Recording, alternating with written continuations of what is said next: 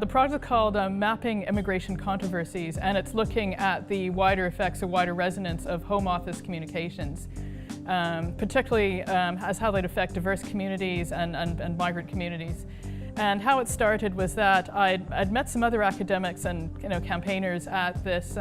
seminar on critical race scholarship, and then an email list was set up, and then we ended up having this quite ranty email exchange about the Go Home ad vans that are driving through 6 ethnically diverse London boroughs without consulting the local councils. The project's funded through the Urgent Response Scheme of the ESRC, which is about it's a grant that's basically set up for people to do projects that are responding to sort of urgent events, current events and that sort of thing. One of the interesting things about this was the way this all played out in social media, because the Home Office was using the hashtag immigration offenders, which has particular legal implications because you're calling someone an offender before you've even determined if they've committed an offense or not. But also there are other hashtags that are used, such as racist van. And there are actually numerous spoofs that were used of the van, like one telling Linton Crosby to go home and that sort of thing. But also,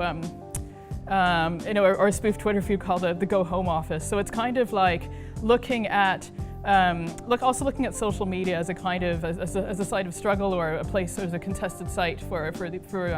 these sorts of debates around immigration. In terms of what we're hoping to achieve, I would say what we hope to do is to kind of intervene in some of the debates around immigration, because as we've noticed, they've been quite black and white. There hasn't been very much room for other types of voices, and especially if you look at the hysteria that was around people from Bulgaria and Romania having the same rights as other EU workers, for example. And that's something that we think will probably intensify as the election comes closer, and the project will end around the time of the general election.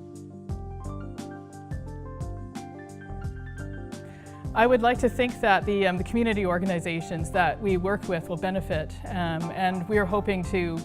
work with them in terms of publicizing findings in a way that hopefully will be useful to them.